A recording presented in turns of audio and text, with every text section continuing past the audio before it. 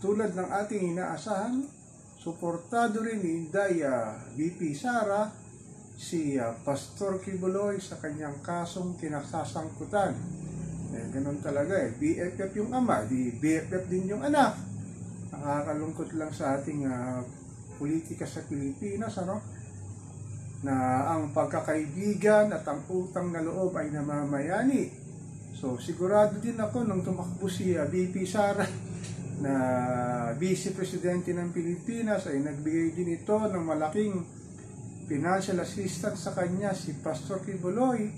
Kaya sa mga sandaling ito na kinakasuntakang kaso ni Quiboloy ay marami nga talagang politiko ang kumakampi sa kanya sa pamamagitan ng kanyang naglalakihang mga kayamanan at salapi ay talagang nagbibigay ito ng mga pondong para sa suportahan ng kanyang mga kaalyado sa politika.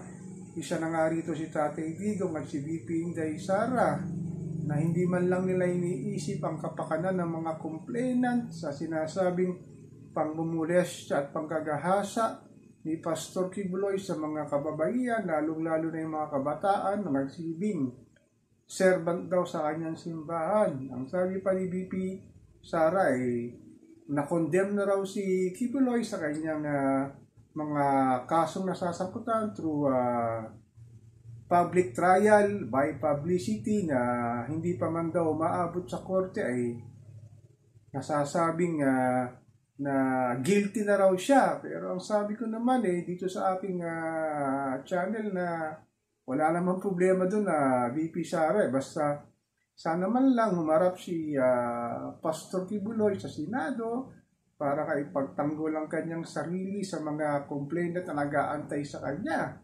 Pero hanggang sa ngayon ay hindi talaga siya humarap at ang nagbigay lang sila ng letter sa Senado, lalo na sa pamamagitan na ng kanyang isang magaling na abogado na si Attorney Ferdinand Topacio.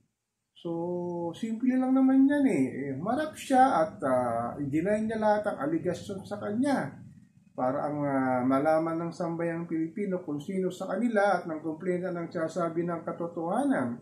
Pero hanggat hindi humaharap si Pastor Quiboloy sa Senado, talagang ang tingin sa kanya ng mamamayang Pilipino ay guilty na at sinasabing totoo ang mga pinagagawa niya dito sa atin na sa labas ng Pilipinas sa kanyang mga illegal activities, sexual human trafficking, money laundering, ito nga mga pang-aabuso sa mga babahiyan na pwede naman niyang ipaliwanag sa Senado kung haharap siya. Pero hanggang ngayon talaga ayaw humarap talagang guilty nga talaga.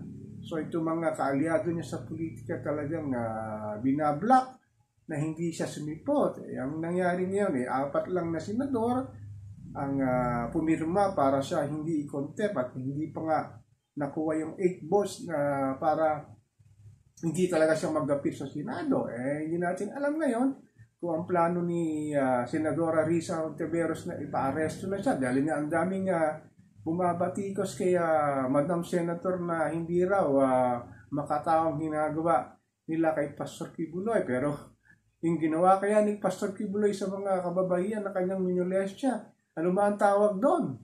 So nakakalungkot talaga na pinipilit ng ating mga politiko, yung ating mga senador na hindi talaga siya papuntahin. At sumama na rin dito si VP Sara.